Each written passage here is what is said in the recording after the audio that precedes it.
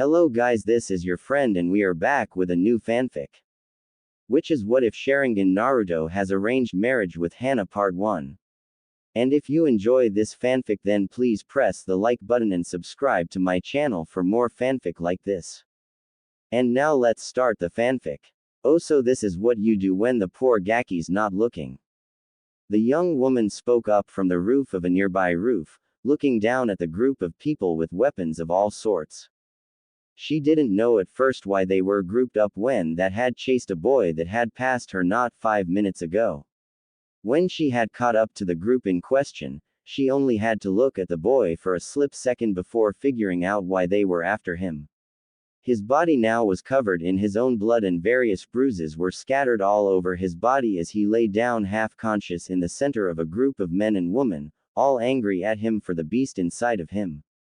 The group had taken a small step away from the boy as they had heard an unmistakable voice, one that filled with determination to protect the boy, as well as venom for the villagers who were attacking them this night. It wasn't an uncommon thing for the blonde-haired boy to be chased and beaten, but today was by far the worst of them. It wasn't just clenched fists and kicks, but weapons as well, mainly kunai and shuriken. Many people's grips on their weapons had tightened with fear as they looked up, seeing a large trench coat flapping in the wind gently. Her purple, spiky, pineapple-like hair was sitting atop her head as it usually did. The group's eyes widened in fear as they fully recognized who was calling them out, and although they were afraid, some of them weren't going to show it. "We don't have business with you, snake whore," he spat out, rewarded with a piercing glare from the woman on the roof. "We just want the demon brat." She knew what it felt like to have the whole village against you, to have them hate you and treat you lower than dirt just because of association. It wasn't exactly the same case with the boy who had just been beaten senseless, but there were enough similarities between the two to make her go out of her way and stand up for him for the day. "The name," she said fiercely, unleashing all of her killing intent towards the group that had attacked the boy, "is Anko Materashi. You forget it, and I'll have my snakes come after you." Her usual cockiness wasn't there, and was replaced by sheer determination to make sure that the boy's life would get better in some way after this. She knew his burden, his tenant, and she knew that his life was pretty bad for being known solely as the demon brat. She didn't want for him to go insane like the others, and since he held the most powerful of all 9, the damage from such a rampage would be pretty devastating. The stupidity of the villagers had made them believe that the Bey was simply the demon inside of him, and not his jailer. They all wanted revenge on him for one reason or another, but they failed to see that killing him will do absolutely nothing. The demon will regenerate in time and come back, punishing the village known as Konohagakure, or simply Konoha, for causing him so much trouble. As the silence had slowly passed, the villagers were becoming more and more scared of her. It was her specialty after all, and was one of the best in the torture and interrogation department, surpassed only by Ibiki Morino, who almost treated Anko like a daughter when nobody is around. "We're not afraid of you, snack." The man's words were interrupted by a kunai lodging itself inside of his throat, his body flying to the side and laying dead as he came in contact with ground. Anko smirked and jumped up into the air, landing just in front of the boy who she had been protecting. He was barely hanging on to life, but he was able to see everything going on around him. He couldn't move, much less speak, and simply lay there as the woman practically landed on top of him. The sudden landing had scared the villagers back a few more steps and her smirk had turned crazed. "What did I just tell you all? I may not have used my snakes that time, but it doesn't mean I won't kill you," she said in her usual cocky attitude, walking slowly over to the man who she had just killed and ripped her kunai from his throat, turning to the villagers and licking the blood from it so that the throwing dagger was clean. She had certain methods to scare the villagers, and by far that was one of her favorites just by how badly it scared everyone. "Now you better get going before Anbu shows up and you all end up like that guy," she said, pointing to the dead man that she had killed only seconds before.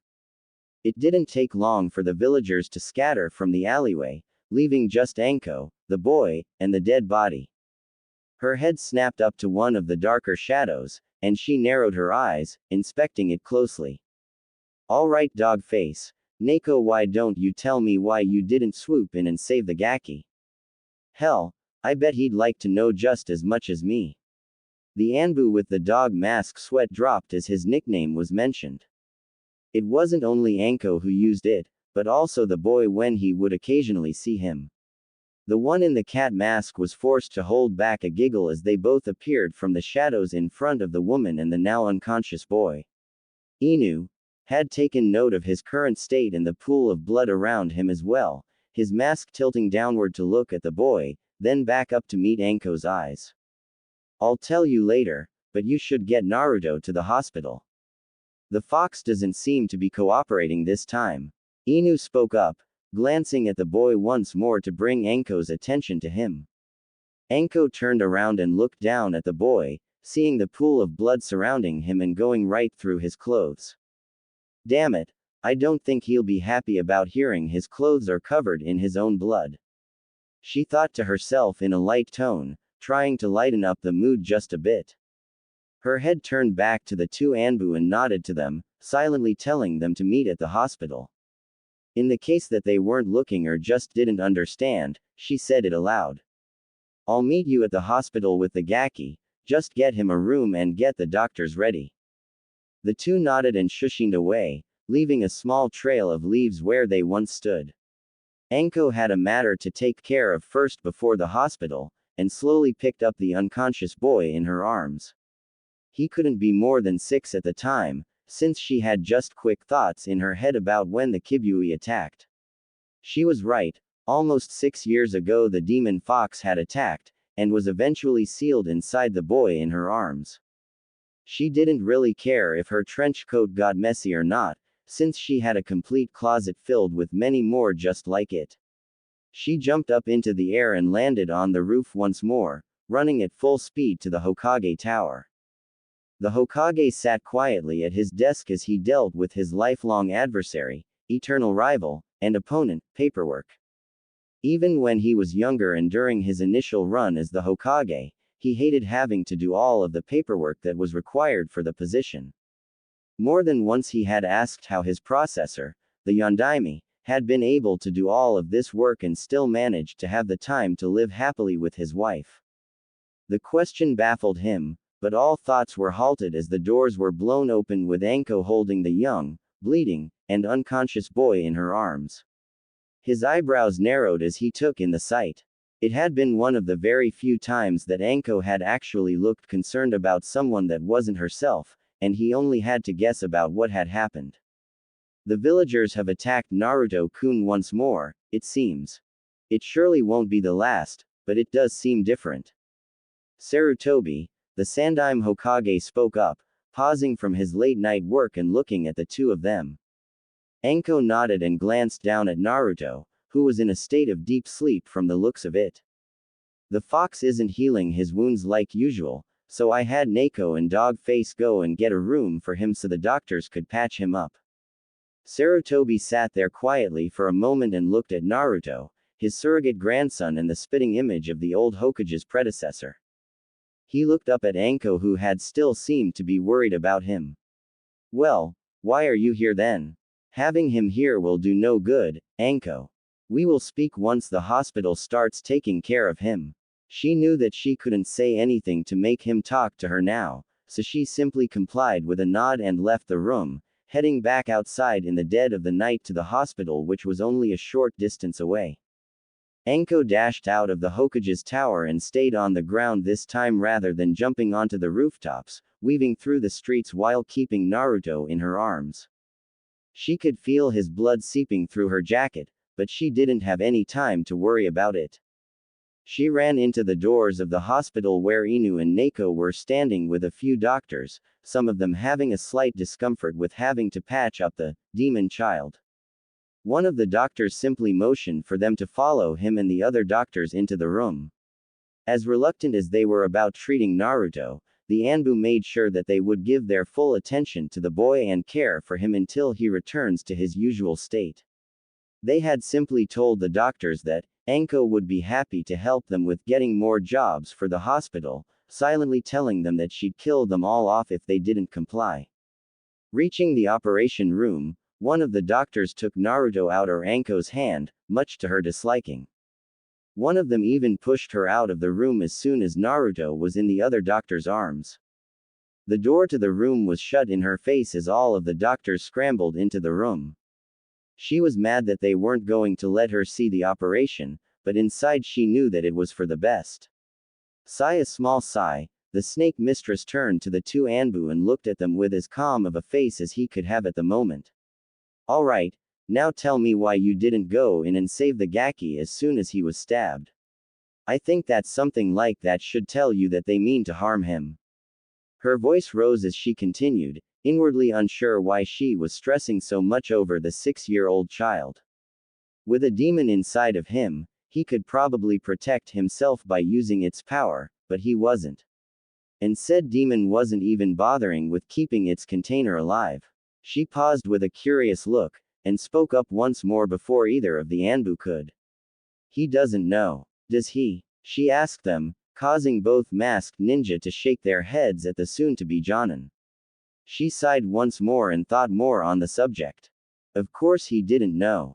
He was only 6, he didn't go to school, and he didn't have anyone tell him about the Kyuubi, as were the Hokage's orders. He didn't know why he was being attacked constantly, and only knew that just about everyone in the village, save for a few people, hated him and his very existence. I'm going home, she told the two, sighing deeply and walking away. Go and get me when the Gaki wakes up. She knew that she could simply shush him away, but she just wanted to walk right now, and she was perfectly fine with that. Walking back to her home on the edge of the village, she tried her hardest, but couldn't stop thinking about one person. Naruto. She hadn't even truly spoken to him, and yet she was all he could think about. He had endured a similar pain to her, but she knew that his pain would be much worse than hers. When she was younger, she actually had people that she cared about, but now she didn't, as most people hated her for being associated with that snake bastard. He, however, never really knew people that loved him for him. Sure, the Ichirakus loved Naruto, and they did care about him, but they probably wouldn't be like that if he wasn't there almost every day eating ramen by the bucket. Other than the Hokage, those were the only two people that she knew of who actually treated Naruto like a human being. She could count herself onto the list, but this was the first time that she had actually interacted with him. He was probably the only person that she ever felt bad for, and it was driving her crazy. She just wanted to think about something else, but she just couldn't. While she hadn't ever directly interacted with him, she had seen the boy around the village a few times with that impossibly bright smile on his face. His emotions seemed to be infectious, as when he smiled, a few others smiled around him without knowing it, and when he was in pain, others suddenly felt the same. Anko groaned heavily as she stopped and turned around. The hospital, along with the academy, were connected to the Hokage's tower, and that was where she was going. While she couldn't just make the village stop beating him up, she could at least do her damn best to make sure that he could protect himself when the villagers formed a mob, and that would take some time. Reaching the office to the Hokage, Anko opened up the door to find that the god of shinobi was still at his desk, signing papers. What she didn't know was that he was watching her on her way back to her home with the use of his crystal ball. Anko. Is there something else that we need to talk about tonight? He asked her, already having a good idea of what she was here for. Anko nodded at the Hokage and looked at him calmly. His light smile and calm demeanor told her everything that she wanted to know at the moment. She knew that Hiruzen was extremely pissed off on the inside, but wouldn't show it. He was angered at the village for treating Naruto the way that they have been, and right now it only took one small step in the wrong direction to bring on his wrath. Yes, Hokage-sama, she said back to him, thinking her thoughts over again to make sure that she would be making the right decision. I want to become Naruto's guardian. I want to become Naruto's guardian. Sarutobi looked at Anko with a curious look, knowing that he had heard right, but wanting for her to say it again just so that they were both sure of what she said. He wanted to know why she suddenly wanted to watch over Naruto, as he knew that they never really talked to each other much. When the little blonde would report to the Hokage at least a few times a week, he would probably say something if a suggestively dressed woman were to talk to him if the case were to ever arise. You wish to become the guardian of Naruto. Tell me why. He didn't bother beating around the bush when it came to his surrogate grandson. Now usually, he would have instantly said, no, to anyone who would try to adopt or take in Naruto, but that was only because he feared that people would only do that in order to get closer to him to kill him. Anko was different, though. She obviously held no hate for the little boy, and had no reason to. She was an orphan before the Kyuubi attack, and in truth had no friends at the time, so nobody that she knew was hurt by the nine-tailed fox. Because he needs someone to look after him. She said hesitantly, still unsure about why she wanted to become the boy's guardian. She just knew that she had to do it, but she didn't at all know why. Yes, he does, but how does that reason make you any more qualified to look after him than the others who have asked the same things of me? He asked her, getting a look of surprise from the pineapple-haired Chunin. Others? What others and how many were there? She asked a bit frantically, questioning why the Hokage wouldn't let Naruto have a parent figure in his life. If I remember correctly, the Naras have asked me to give them custody of him, as well as Yamanaka Inoichi, and I believe even Choza has done the same as well.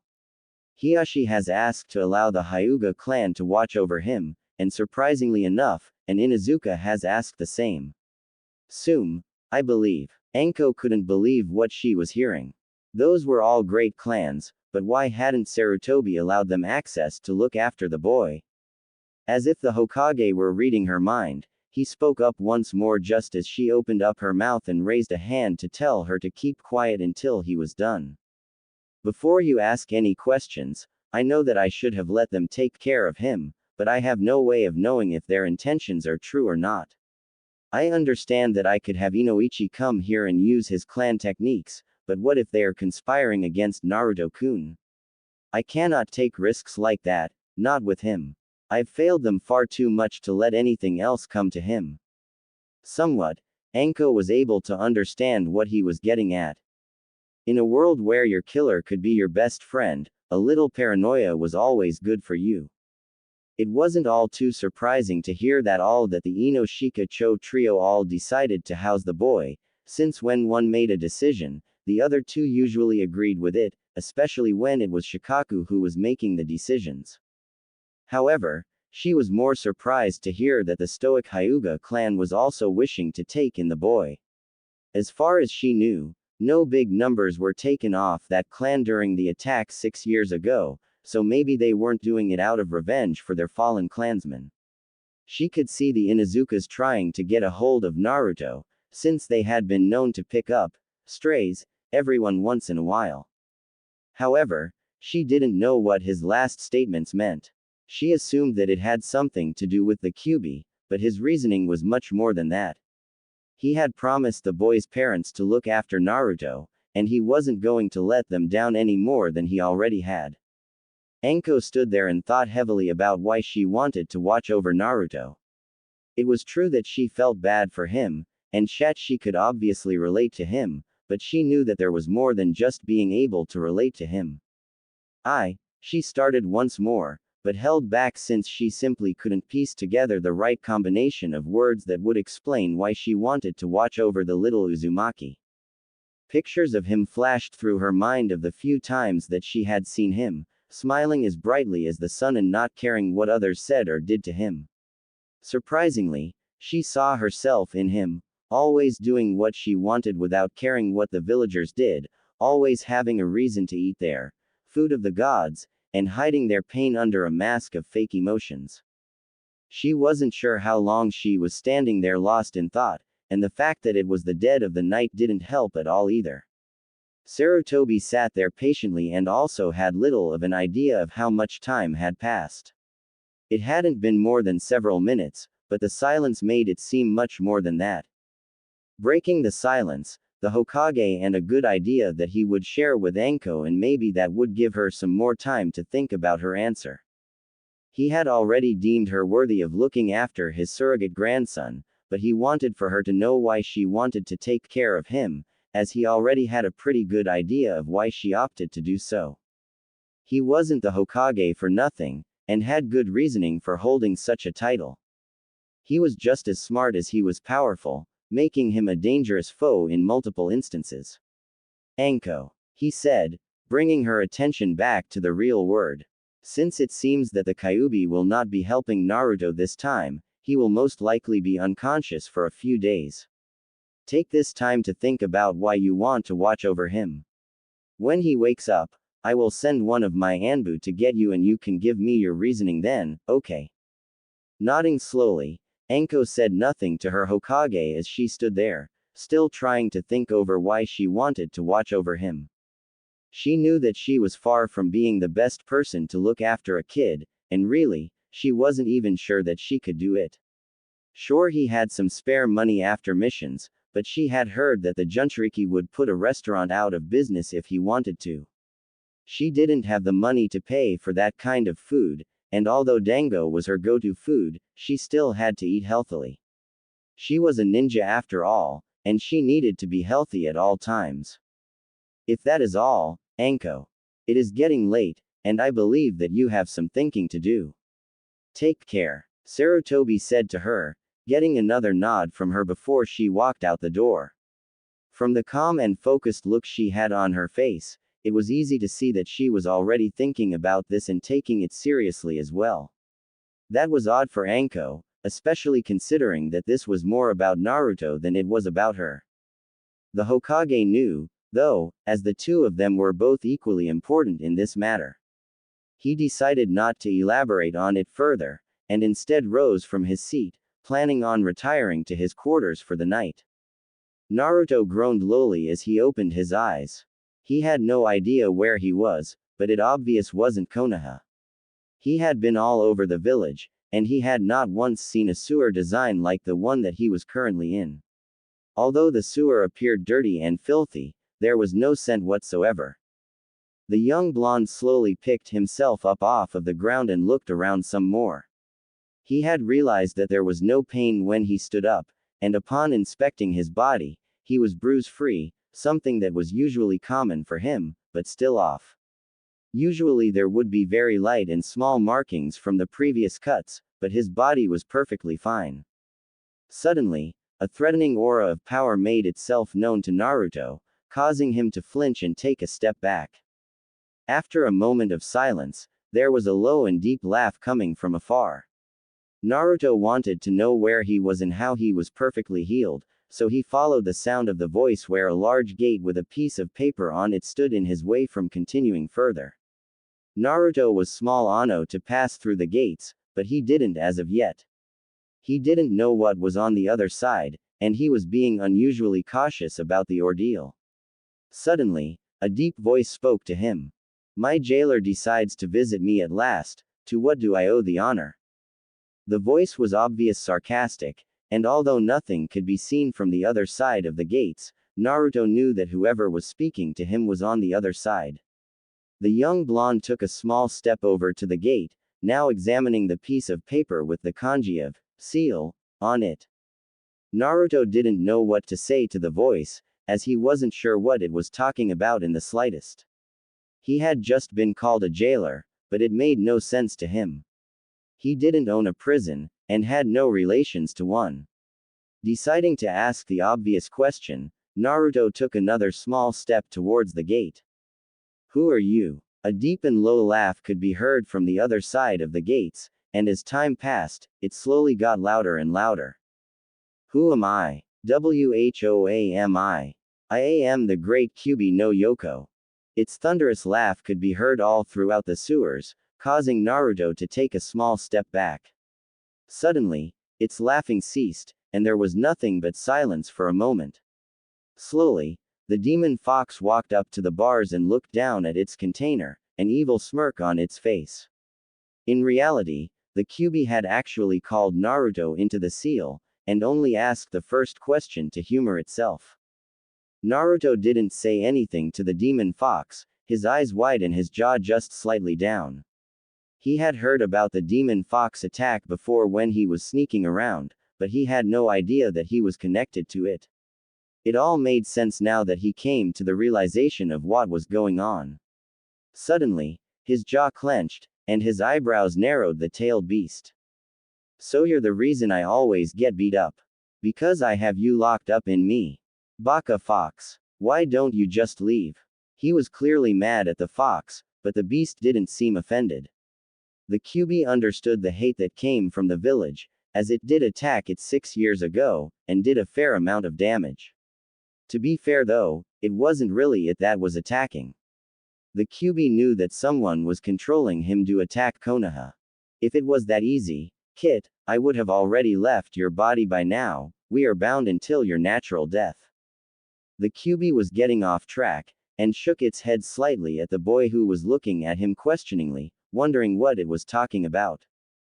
That is not why I called you here, though. I want to make two things perfectly clear. It spoke seriously as it practically glared down at the boy, but not sending any killing intent his way. Naruto remained quiet, wanting to know what it was going to say. The first, I did not attack Konoha out of my free will. I was controlled into doing so and had no choice of my actions. The QB wanted to make it perfectly clear that it did not intentionally attack Konoha, and by the nod that Naruto gave it, he seemed to have understood that only someone with an impossible amount of power would be able to do such a thing. The second thing is that I do not plan on having a weak container. As a Jinchuriki, you are expected to use my power, but I am expecting you to be able to fight your own battles without even thinking about calling on my power. There isn't going to be someone to jump in like what happened just moments ago. It smirked evilly at Naruto as it remembered the provocatively dressed purple-haired woman, who swooped in and saved Naruto in it. Naruto wasn't unconscious when Anko had dropped in and saved him, but he wasn't able to look up at her, and her voice was dulled to the point where he could hardly hear anything. He knew that he was lucky for her to come along, and wanted to find a way to thank her if he ever saw her again. So, where are we? The QB should have expected this question, as it had seen Naruto's memories, and he hadn't leaned a whole lot in the 6 years that he had been alive, so the great beast decided to explain it to him. This is your subconscious. The mindscape. With enough training, you can reshape this world with a simple thought, and maybe then I can finally get a nice place to live for once. It muttered the last part as it looked down at Naruto, slowly laying down to attempt to become level with the boy. But enough of that. The QB spoke, making Naruto look up at it wondering what it was about to say next. You need your rest, and let this be a reminder that you cannot rely on me to keep you alive. I expect you to become strong, and when I find you worthy, I will allow you to use my powers. Naruto nodded at the demon fox and it nodded back to him. The young boy watched as the world around him became black, and smiled to himself knowing that he had possibly just made two friends. The first one was the QB itself, who didn't seem as bad as he thought it was going to be, and the second one was the person who had saved him. He knew that he would have to ask the Hokage who had saved him, but that could wait until he woke up. Back out in the real world, two Anbu watched over the boy, making sure that nobody would come in and attack him while in this state. It was so odd seeing him there, not being healed, and not smiling in the least. As if Naruto were reading their minds, his face cracked a slight smile that could be seen by the two Anbu. Without knowing it themselves, the two of them smiled as well. The one with the cat mask dropped down from her position on the ceiling, slowly walking over to Naruto. Inu simply watched as Neko stood at the side of his bed, examining his face, seeing if the smile that they had detected was actually there or not. It had only been a few hours since Anko had dropped him off, but it seemed like an eternity since she had last talked. Quote, I guess we should take better care of him now that Anko seems a little protective over him, huh Inu? She was only given a nod in response, but it was all that was needed. They both knew that Anko would chop their heads off for not protecting him right, and she would make sure that it was as slow and painful as possible for the both of them. Both of them shuddered at the thought of Anko torturing them, and silently decided to be more protective of the boy. Lying down on his bed, the aged Hokage sighed lightly as he looked up at the ceiling, thinking over the recent events involving his surrogate grandson. After 6 years of violence and torture, Sarutobi was finally starting to see that the village wasn't going to even begin accepting Naruto unless he proved it to them all, and they weren't going to make it easy. While he did outlaw people speaking openly about the Kyuubi, as well as doing what he could to watch over Naruto, but it would not be nearly enough. He knew all too well that Naruto was attacked almost constantly, and even with Anbu watching over him, they did not do their job completely. They did come in and save him, but only when he had an inch of his life left. They never stepped in when the attack started, and he knew that he was going to have to start changing a lot of things. His relaxed gaze turned into a cold stare as he looked up at the ceiling and thought about Naruto's current condition. If he wasn't as lenient as he was, maybe it would have never come to this. Maybe he would have been respected like the Kumo Jinchuriki he had heard about, who also had close relations to the Kage of his village. If only Sarutobi had been a better Kage, then it was possible that Naruto wouldn't have had to face all of the hatred that he currently did. He could have just taken him into the Sarutobi clan, as nobody would have messed with him then. For the sake of Naruto, he was going to be a better Hokage. Sarutobi wasn't the only person who was thinking about Naruto, as Anko was doing the same on her walk back home, as well as the half hour that she spent while laying in bed. She didn't know why she wanted to look after Naruto, but something inside of her told her that it had to be done. When she looked around her house, she knew well that it wasn't the best place for a child to grow up in, and decided to start cleaning up, at least a little bit. On the outside, she wasn't the best choice for being a mother. Even she knew that she wasn't parent material, but something inside of her was telling her that it would be best for the both of them if she were to take him in, and it wasn't the dark whisperings of the curse mark this time. It sounded like her own voice, and didn't remind her at all about the man who had put the seal on her. He had placed the curse seal on her and later told her that she didn't have the drive to use it, and abandoned her and left her for dead. She idolized the man because he was all that she had, but in the end she threw her away like a piece of trash. By this time, she was unsure of if she was dreaming or not, but watched as the events unfolded in front of her. She didn't know where she was, but it appeared to be just a plain forest in the land of fire. Naruto was next to her with a smiling face, and in front of the two of them was another person. It was currently dark out, and she wasn't able to see the face of the third person, but she knew that it was Naruto next to her because of the kind warmth that he constantly gave off. Naruto took a small step towards the person in front of him and smiled at them. Anko had assumed that the person smiled back from the slight tilt of the head, but was overall unsure of who it was or who it could have been. Breaking the silence, Naruto took another step forward and kept his eyes on her person in front of him. "Thank you, sensei. You're the coolest," he said brightly, getting a nod from the person. Anko looked at them curiously and replayed the sentence in her mind, completely unable to hear the name of the person. It was as if Naruto's voice was completely muted when he had spoke the name of his apparent sensei. The person nodded and replied back, but to Anko, it wasn't any recognizable voice that she had ever heard. In fact, it was the voices of many people what she had heard before, all speaking different words, but acting as if they were one. "Thank you, Naruto. I'm glad that you came to join me in my trip, but I am also disappointed because of it," the voice said sadly, looking down at the ground. Naruto frowned and took another step over to the person. "What's wrong, sensei? Did I do something wrong?" he asked the person, his voice not being muted because he didn't speak the name of his sensei. As both he and Anko looked at the person in confusion, it nodded as it kept its head down. "Yes, Naruto. You did do something wrong. You misused my teachings," the voice now said coldly, striking Naruto quickly. Naruto was fortunate enough to move so that she strike wouldn't hit his herd, but the hand of the person hit his shoulder instead, causing him to spin backwards and hit a tree. Naruto grunted with pain and kept his eyes on his sensei as it moved closer to him. Anko could only watch as the person picked up Naruto and looked him straight in the eyes. She had no access to her voice, and her legs were stuck to the ground, only allowing her upper body to move. She had tried to scream and yell and get his attention, but neither Naruto or his sensei acknowledged her existence. What did I do? I'm sure that I can make it up. I didn't do anything at all.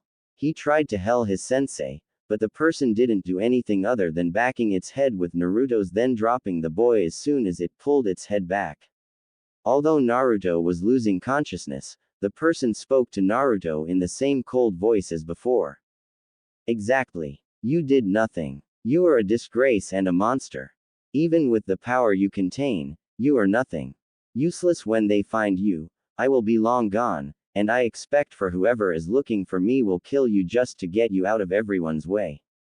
The being said as it kicked Naruto in the head and ran away at speeds that only a Sannin could have. Anko was enraged at the person who hurt Naruto, but also worried since she knew whoever would find him would surely finish the job. Suddenly, her legs began to move again, and she quickly ran over to Naruto and held him in her arms. He was a little taller than she had remembered him to be, but it still felt like him. She didn't know how long she had been sitting there, crying and trying to wake him up, but the next thing she knew he was back in her bed, covered in sweat and the covers that she was sleeping under now on the ground. The memories were too real for her, and she replayed them in her mind constantly. Naruto looked so heartbroken when his sensei had told him that it was disappointed. She assumed that he had put a lot of trust into his sensei, and all of a sudden she was out cold and left to die.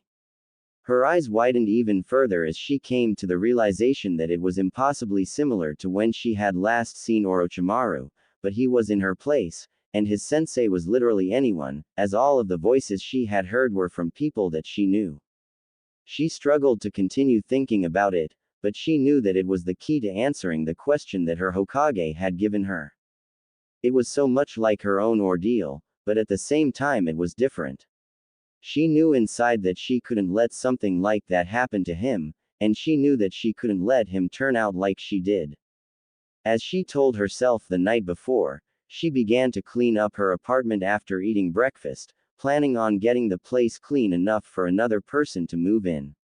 Anko hoped that the Hokage would allow her to take in the little Gaki, and spent more than enough time practicing what she was going to say while cleaning. After having felt that her apartment was fine for the time being, he smiled to herself and took a brief shower before getting new clothes and heading out. Even though she appeared tough as nails and borderline psychotic on the outside, she wasn't really as mean as she seemed.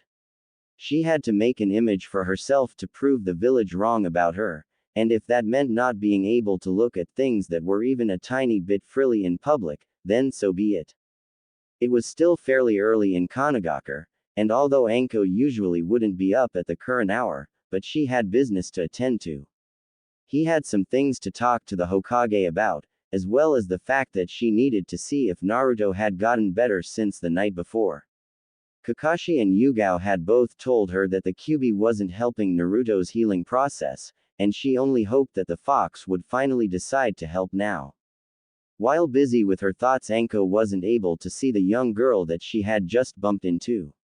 Looking down at the girl with a bit of surprise, she kept her face somewhat blank while she studied her. The girl did the same and said nothing, but her face said that she did recognize Anko. Anko looked down at the girl and couldn't help but notice the two large, red fang-like tattoos that were on both sides of her face. She currently had 3 pups with her, with one of them being on her head, another on her shoulder, and the last on the ground right next to her feet. Despite not having wild hair, slit eyes, or extended canines, Anko knew well that the girl was an Inuzuka. While the Inuzuka girl was about to say something, Anko placed a hand over her mouth just as her lips opened, and Anko shook her head softly. Quiet, she said simply, giving the girl a more serious look. She couldn't place the girl's looks anywhere, and sighed in defeat only seconds after ordering the girl to stay quiet. The snake mistress removed her hand from the girl's mouth and looked at her plainly. Don't know you. You look a little too normal to be in Izuka. No crazy hair, no crazy eyes, and no giant teeth. What's your name? She asked to the girl, getting the Inuzuka to smile slightly. I'm Hana Inuzuka. You're Mitarashi Anko, right? She asked, getting a nod from the older woman. Anko wasn't sure how Hana knew her name, but before she could ask, Hana spoke again. Ka-san said something about you. I can't remember what it was, but she was smiling, so it was a good sign. Anko was now wondering who her mother was, and lucky for her, Hana didn't interrupt her this time when she asked a question. Who is your mother, and how would she's Sum, huh? Anko said flatly, knowing that there was no other Inuzuka that she knew around her own age group, and she should have known that it was Sum's kid from the start. Hana simply nodded at Anko with a small smile. She is, and I'm sorry to leave, but I need to go and see Hokage-sama. Hana told Anko, snapping her fingers to get the pup that was on the ground to pay attention and follow her. Anko watched as the young Inuzuka walked away from her into the Hokage Tower. It was a coincidence that she was also going there, but to not seem like a weird stalker, she decided to change her route slightly to head on her way over to the hospital to check up on a certain young blonde. The meeting. Walking through the doors of the hospital, Anko lightly gazed around the lobby before heading to the front desk. The lobby was quiet, as only a few people were seated. Most of the chairs in the room were empty, and Anko assumed that the people there were sitting down because they needed to get checked, or something along those lines. For the moment, it wasn't her business, so she simply continued walking to the desk. A young woman was seated on the other side of the desk, going through a rather small book. The woman's onyx eyes moved quickly past each line of text, taking up as much information as she could at the rate she was reading. The woman didn't notice Anko standing at the desk, and only took note of the purple-haired woman after a random hand forcibly closed the book. An eep could be heard from the woman at the desk, her rolling chair moving back only slightly. Quickly, the woman set her book down and nodded at Anko. Sorry about that, can I help you? Anko nodded in understanding and clanked over at the clipboard with the sign-in sheet for the visitors. I'm here to see a friend. I brought him in last night, and I want to see if he's gotten any better. She spoke in a calm and even tone, one that she didn't use all that often. The woman across from her nodded quickly and swiveled her chair so that she could grab the clipboard before handing it to Anko. The woman was curious as to who she was seeing, as she knew of Anko, but didn't know that she was good friends with anyone other than Kurenai Yuhi and Yugao Azuki. If you don't mind me asking, who are you seeing? Anko looked up from the clipboard after signing in and paused for a moment.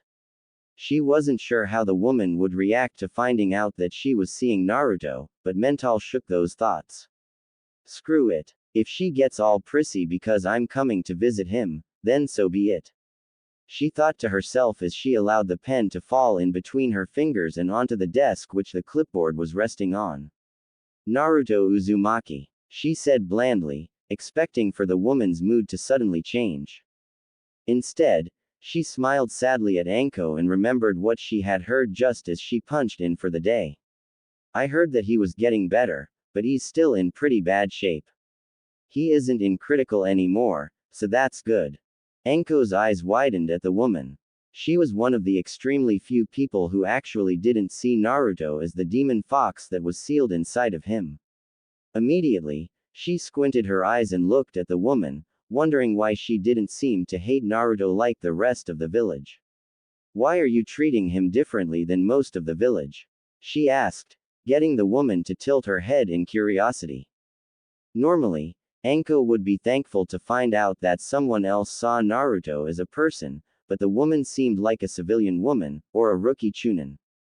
What do you mean? She asked, curious about what she was talking about. You know exactly what I'm talking about.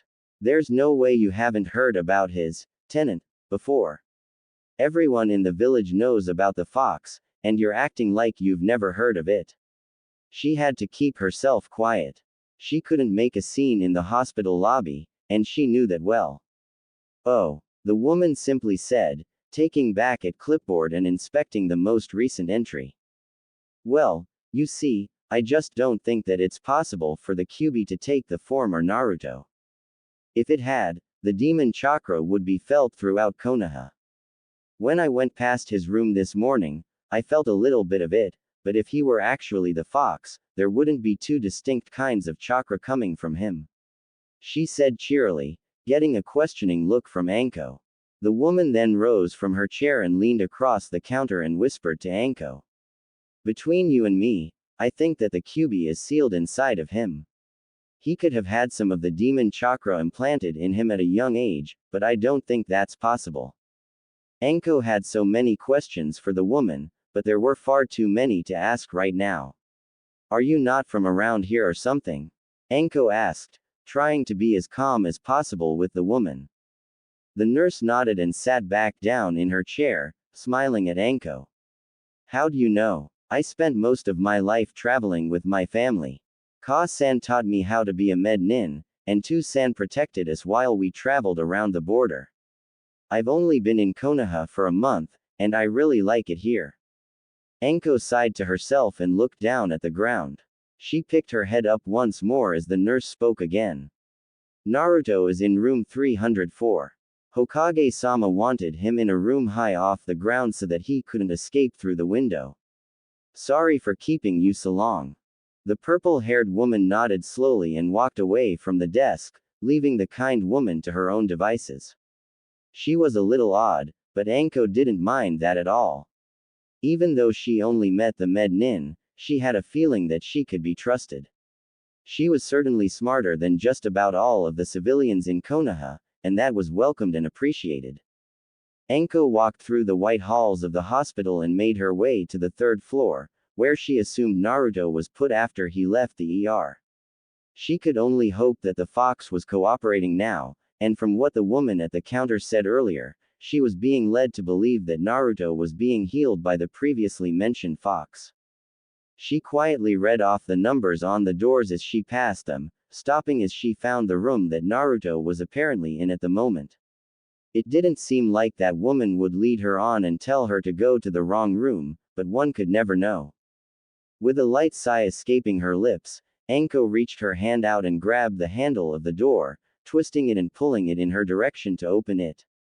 Walking in, the first thing she saw was the blindingly bright blonde hair of the young Uzumaki, who was resting peacefully in his bed.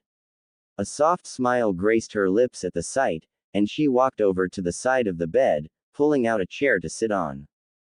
Wake up soon, Gaki.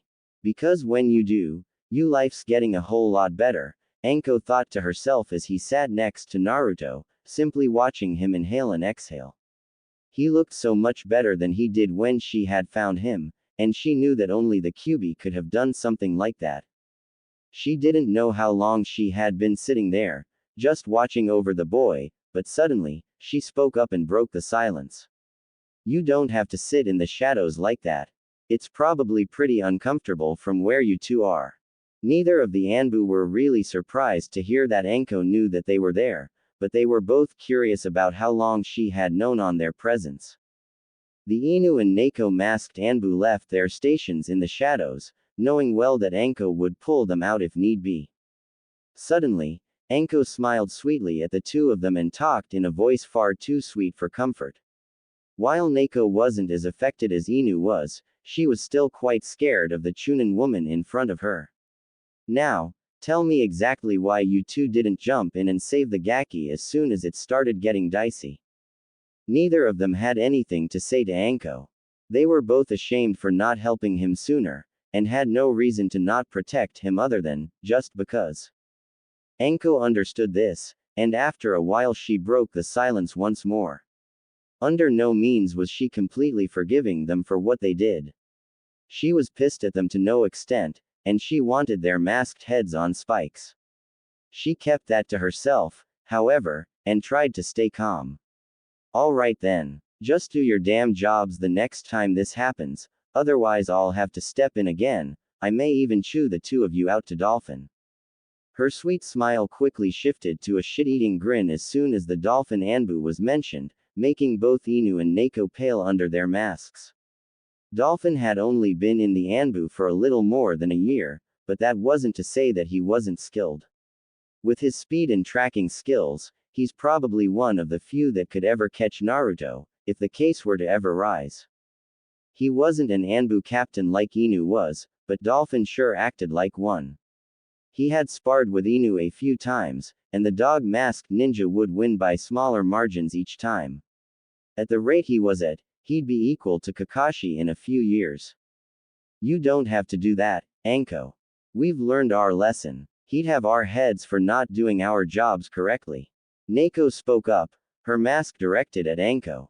Neither of the purple-haired women understood how they could talk perfectly fine under those fairly thick Anbu masks, but Neko had assumed that it was some kind of seal or something. She's right. We'll be watching him better from now on. Inu spoke as well and paused for a moment, thinking about why Anko was there. Why are you here, Anko? Something important must have happened for you to go this far for him. While some would have taken that as some form of an insult, Anko simply nodded. She understood what Kakashi was getting at.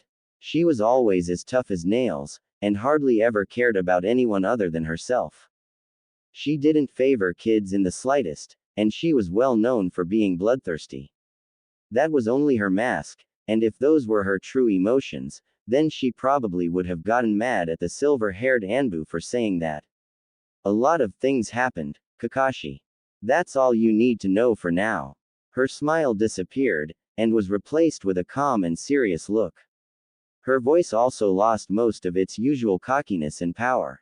Kakashi sighed and shook his head. It might be just the four of us in here, but you know the rules. You can't use my name when I have the mask on. Anko then smirked at her mask-wearing friends and stood still. You're right. Sorry about that dog face. I'll make sure to remember that. Her cocky tone was back, and both Inu and Neko sighed at the smirking young woman. It was obvious that she didn't want to into the details of what made her go to the hospital, so they kept quiet about it. All three conscious heads turned to the door as someone knocked on it from the other side. Anko stood up and walked over to the door and opened it, revealing another Anbu. The mask turned to face the woman at the door, and the Anbu bowed lightly. Anko-san, Hokage-sama is wondering if you've gathered your thoughts about taking in the Uzumaki boy. I understand that it's been less than a day, but the Hokage believes that you already have your reasoning. The voice from the third Anbu sounded blank and monotone, but Anko still knew that whoever was behind the mask didn't favor Naruto all that much by the pause that he made when announcing his name. Anko nodded to him and glanced back at Inu and Neko, who were both looking at her curiously. Tell him that I'll be on my way as soon as I'm done here. It shouldn't take more than a few minutes at the most. The Anbu quietly said, "Hi," and bowed once more before leaving.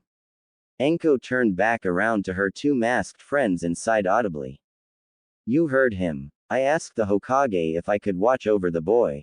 I'm going to leave it at that for now, she told them, walking back over to her seat and sitting down next to Naruto. The purple-haired woman smiled at him kindly before getting up and walking out the door without another word. In this time, Inu and Neko both got back into their spots in the shadows. Wake up soon, Yaki. It didn't take long for Anko to arrive at the Hokage Tower, as the tower was connected to the hospital and it was only a short walk. Because of what the Anbu had told her, she already knew why the Hokage was summoning her, and she knew his reasoning for calling her to him only a few hours after they had last spoken. She was sure that she knew his reasons for sending the Anbu, but there was always a chance of her being wrong. There had been several times in her life where she believed one thing, and another thing happened. Being wrong was always a possibility. Entering the Hokage Tower, Anko said nothing to the secretary, as Anko was supposed to be there, and wasn't asking to see the village leader. She didn't like the secretary, even though she didn't really show any hate towards Anko. The snake mistress just had an odd feeling about her, and decided not to talk to her unless she was needed, which was highly unlikely. The two simply shared a glance and that was that. Anko walked up to the Hokage's office at her own pace and was faced with the Anbu from earlier, the one that had told her about her summons to the office. Apparently he was supposed to escort her to the office, but he and Sarutobi knew that she didn't really need an escort of any kind. The woman eyed the Anbu suspiciously and walked over to the door, her eyes never leaving his mask. Finally speaking up, curiosity was obvious in her voice. Why are you here? Don't have anything against you, but shouldn't you be back at your post or something, not just standing around here? The Anbu didn't move, but still replied to the curious woman. Hokage-sama told me to stay here and not let anybody other than you inside. Since you're discussing matters about Uzumaki, he wants his office guarded just in case anybody overhears or tries to listen in. Privacy seals will be put in place when you walk in, allowing you to speak at any volume you with without attracting attention. I see. Well, thanks, was all that Anko said before knocking on the door to the office. After a brief moment, a faint, enter, could be heard from the other side. The doors opened to reveal the Hokage sitting like usual, looking at Anko with a calm smile. Something seemed different to her.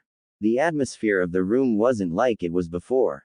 She couldn't explain it, but something had indeed changed within the last 13 hours. Before we get to Naruto-kun, Anko, I think that there is another matter that we should discuss while you're here.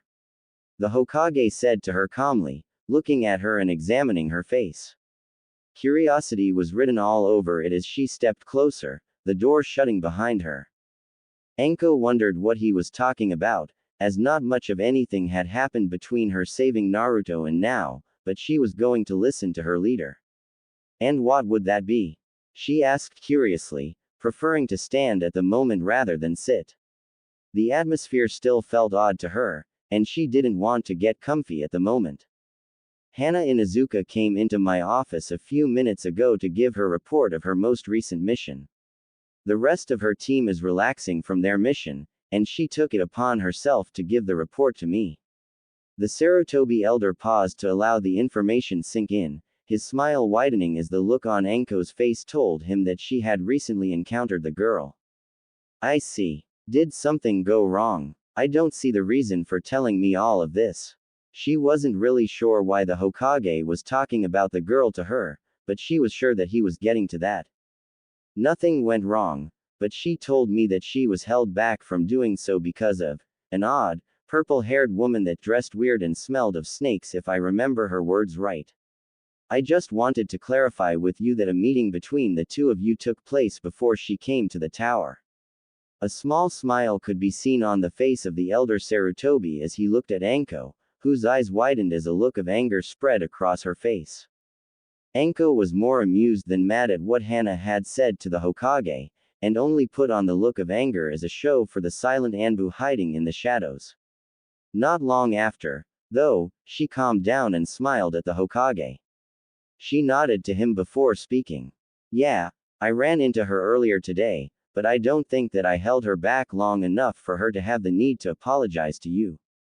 Sarutobi nodded back to her with his usual smile and remembered what had happened once the Inuzuka girl apologized to him. I agree with you. There wasn't really any reason for her to apologize, but she insisted on doing so. He paused once more before clearing his throat, bringing his thoughts to the main topic of their meeting. I do understand that it had been a day, Anko, but I know how fast you think, and I assume that you have come to your decision. He said to her, getting the snake mistress to don a calm and serious look as she looked at the leader of the village. She hesitantly nodded to him, pausing because of doubt. Can I really do this? Killing people is one thing, but taking care of a kid is another. Not to mention one who is probably a mental wreck on the inside. She thought to herself, refusing to speak at the moment. She didn't think that she was ready to take care of him, despite all of her earlier thoughts. She was a mess, even under the mask that she hid under. She didn't think that she was ready, but she had to be. Nobody else would care for the boy in the way that he needed to be cared for, and Anko Mitarashi wasn't one to back down from things that even Kage feared. A fire lit in her eyes as she gave the Hokage a look of determination. Her nervousness and fear was gone, now replaced by shining determination. I will take care of Naruto Uzumaki. The Hokage's smile widened as he heard those words, and the old man pulled out a scroll from his desk. It was the document that would legally sign Naruto over to her, and all he needed is her signature and a blood sample. The sample was a new addition, as it was just to make sure that it was actually her signing the paper instead of someone else. Hiruzen placed the scroll on the desk and motioned for Anko to take it. While she moved forward and took the scroll, the old man moved a brush over to her so that she could sign the document. Anko read through the paper carefully to make sure that everything was in order. Naruto would be moved out of his currently residence, and would be placed wherever Anko lived. She would become his guardian until he became of age or reached the Chunin rank. After that, he would be allowed to move out to continue his life, but she would still be his guardian, and would be referred to if anything were to happen to him. She nodded as she reached the end of the paper, but stopped and looked back at the last few lines. The guardians of Naruto Uzumaki will be given full access to the clan and all of its belongings once Naruto Uzumaki reaches the Chunin rank. They will also hold the council seat if Naruto Uzumaki is unable to attend. She looked up at the Hokage curiously, and the old man chuckled as he knew what she was curious about. That will be explained later, Anko. If you wish to know more about the segment, please meet me later, when the walls are less likely to have ears. He spoke carefully as he pulled out another scroll, watching Anko nod and take the brush to sign her name. He moved slightly when she bit her thumb to draw blood, instead of using a kunai or other bladed weapon. He watched as her blood dripped from her thumb to the paper glowing for a moment before returning to normal. Anko was once again curious as she watched the paper glow. She assumed that it was a seal of some sort, and something else would have happened if it wasn't her blood that was dropped on the paper. She said nothing as she rolled the scroll back up and placed it back on the desk, taking the other scroll from Hiruzen. Read that one when you have the time, Anko. Not here, he said to her, getting her to nod slowly as she put the scroll away. Anko and the Hokage waited in silence for several minutes, the former thinking about what she would need to do to take care of Naruto. The old Sarutobi simply watched Anko for a moment before giving her another smile. I'm glad that we were able to give Naruto a home. I'm sure that you have things to do before Naruto is released from the hospital, so I'd hate to be keeping you. Good day, Anko. He spoke to her, getting her to snap out of her thoughts and re-enter reality. Yes, Hokage-sama, I'll see you later, she said, giving him a short bow before turning away from him and walking out the door. Anko was curious to know what was in the other scroll that Hiruzen had given her. The way he spoke after she had reread the last lines of the first scroll and how he spoke after she had gotten the second one was odd, and she replayed the words over in her head. Where the walls don't have ears, read it when I have time. It's obvious that he wanted to speak privately about what those last sentences meant, and this scroll has something to do with it, but what kind of secret would warrant that much caution from the Hokage? Sure, he might be old, but he can still kick major ass if he needed to. She wanted to look at the scroll right now, but even though she wanted to, she knew that it would better to wait until she was back home. She had planned to do a couple of things first, but they could wait. Walking back to her house, Anko was left alone to be with her thoughts. She still had doubts about raising Naruto, but she didn't know who else was going to do it, and she couldn't just pass him on to be someone else's problem. She had been so occupied with her thoughts that she didn't realize that she was home until she almost ran into the front door. The house that Anko lived in wasn't run down, it wasn't a mess, and it wasn't anywhere near what people expected from her. The snake woman had a fairly nice house that was near the edge of the village. It had a simply tan coloring to the outside walls, and it was for the most part bare with the exception of a few windows and the door. The young woman unlocked the door without any problems and closed it behind her. Just about everyone assumed that she lived in a hellhole with torturing devices, rotting pieces of flesh, and many other inhumane things. Actually, it was a fairly nice and well-furbished home. Tan was the primary color, with grays, blacks, and purples in various other places to keep it from being monotonous. Many of the pictures on the walls of her with her two main friends, Yugao Azuki, and Kurenai Yuhi. She could be seen smiling, laughing, and even a few not long after the results of her pranks. While she didn't prank all that much, when she did, the town was often in ruins because of them. Flopping down on her couch, Anko pulled out the scroll from her trench coat and opened it up, reading through it slowly to not miss anything important. She could have easily read through it quickly and still memorize all of it, but she just wanted to read it slowly at the moment. Anko, I'm so glad that you were willing to become Naruto's guardian. I know that you weren't happy when finding out that I had turned down many capable clans who also wanted to watch over Naruto, but I do have my reasons. Without doubt, I'm sure that you noticed the last few lines of the document. I hand-wrote this document myself, because it is far more important than people will realize.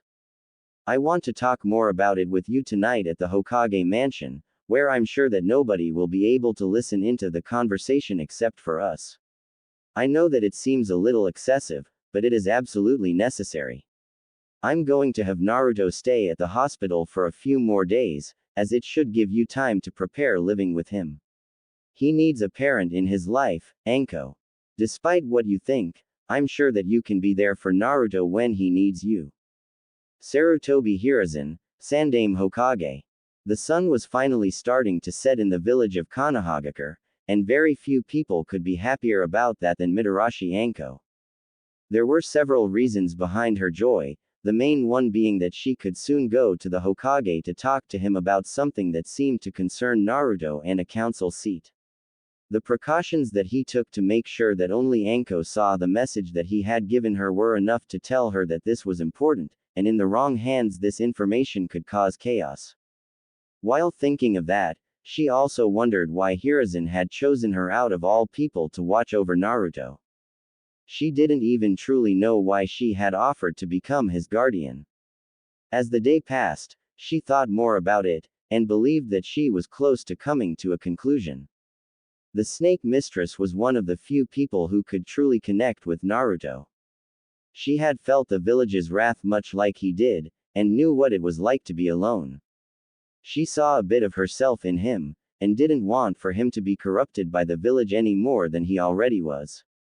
She could see his mask as if it were a physical object, and she knew that underneath that mask was a hurt and tormented boy who was treated badly for reasons he didn't understand. All it takes is one well-placed strike to shatter his mask and his soul to reveal the monster they took him as. If no one intervened, it was only a matter of time before the Kyuubi took over his body and decimated Konoha. She understood his pain, and she could put an end to it. This had been one of the longest days of her life. While she did kill some time by buying food for both Naruto and herself, she had spent most of the day cleaning her house to the point where a single speck of dust wasn't on the ground, and waiting as patiently as she could for the day to pass. Getting ready to grab some dinner for both her and possibly the boy she would now be raising, Anko heard a knock at the door. It could have only been a few select people, as nobody really came out to see her. When she got to the door, the snake mistress opened the door to see her red-eyed friend on the other side. She was dressed like the normally was, with her wild and long black hair going down her back and her dress mimicking the thorns of a rose. Judging by her slightly fatigued appearance, as well as the fact that she was lightly panting, Anko could tell that she had run from wherever she was before to Anko's home. Kurenai, what brings you over to my little neck of the urban woods? Anko asked with obvious curiosity. A cat told me that you were becoming a parent. She replied with a rather bland tone of voice, but a small hint of something else was also in her voice. Anko couldn't tell exactly what it was, but she was sure that it was excitement. Anko nodded slowly, cursing under her breath at Yugao. Yugao didn't gossip all that much, but when her friends were involved, the chances of her talking about something raised noticeably. With Naruto involved as well, the chances were raised even higher. What of it? She replied simply, unhappy with Yugao at the moment. She was going to get her back, and she was going to get her back good. Kurenai slowly showed herself in. She and Anko had been friends for so long that just appearing at one another's house wasn't uncommon. A few things, actually. She said calmly. I don't want to be mean, Anko, but are you sure that you can do this? You've worked so hard to raise people's respect for you, and you'd be back at square one or even lower if this goes through. Also, you aren't really known for being friendly to kids, or most genin for that matter. The Ice Queen of Konoha was using her analytic voice, and she really wasn't trying to be mean to her friend. She was right though, on both points. If she were to take in Naruto, their combined reputation would be horrible, and she wasn't really fond of children. However, these were the wrong details to focus on. Anko knew better than to take what Kurenai said directly. She might have been using her analytic voice, but there was always more to it than that when she was involved. Anko shook her head at her friend, following her into her house and closing the door behind her. I'll be fine, Nai-chan. And you're going to have to be more persuasive if you want to take care of him as practice before you get busy with Asuma. She finished with a smirk and a teasing voice. With Anko's last words, Kurenai blushed lightly and shook her head at her friend. That's not what this is about. Anko, taking care of a kid is a huge responsibility, and with all of the life-threatening missions you take, every day you spend with him might be your last. Yes, if you go through with this, helping you take care of him would help me for the future, but everything you've done, everything you've worked for, will have been for nothing. Anko gritted her teeth in anger. Her friend meant good, but she wasn't doing any. She was insulted by her friend, the person that was supposed to be there for her when she needed her most. And now that she wasn't there for her. Then so be it. She practically shouted. He is a time bomb, Kurenai. He smiled his way through every cruel and painful day, but what happens when he snaps? All of the anger that the village had showed him will be returned tenfold and with the rage of the Kyuubi to go along with it. I can't let that happen. I can't let him turn into what I almost was. She finished in a whisper, and her eyes were fixed on the ground as she thought back to when she had almost fully become the deadly and bloodthirsty woman everyone believed that she was. Of course, she was actually like that, but not to the extent that she showed everyone. It was silent for a few minutes, and Kurenai simply stared at her best friend. After some time, Kurenai smiled at Anko, put a hand on her shoulder. She didn't say anything, but her smile told Anko that she was going to help her however she could. Kurenai saw the fire in her eyes when she spoke. Anko truly wanted the boy to be happy, and she was willing to give up everything she had worked on for his happiness. The Ice Queen knew that she and Yugao saved Anko from becoming an insane sadist. She had seen the boy a few times and every time she passed him she would always see him smile and walk through the streets like the glares and whispers didn't exist. Only Kami knows what would happen if he were to snap. Even the Kyuubi would run when a good man goes to war. Asuma's going to be surprised in the future when he sees how well I take care of children. Kurenai said quietly, getting a smile from Anko. That's if you stop crushing on him and make a move. Anko replied with a smirk. She knew how her friend could be sometimes.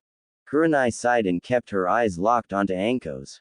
Her friend was truly willing to throw everything away for the boy, even though she had only just met him the day before. You know, as a friend, I can't let you go through something like this half-assed. I needed to see for myself that you were truly willing to do this.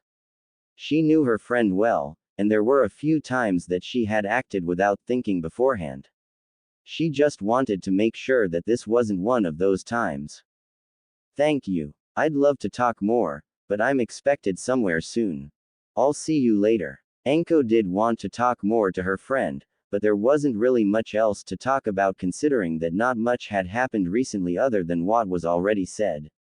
Even if she did continue her conversation, she believed that she shouldn't speak about the Hokage telling her to meet her at the Hokage mansion to speak about secrets involving Naruto and whatever family gave birth to him. If the Hokage wanted this to be spoken in one of the safest buildings in Konoha, then anything more than what she already said shouldn't be spoken out loud. Kurenai also wanted to talk a bit more, hoping to find out what Anko planned on doing with a child, especially one as young and impressionable as Naruto. Hopefully the boy wouldn't turn out as crazy as her now stepmother, but it was completely possible. The tone that Anko used told the Genjutsu mistress that, while whatever she was doing was important, and should probably not leave the mouths of the people discussing it, Anko would bring it up to her as she really needed to. If she didn't, then she would learn in time along with the rest of their friends.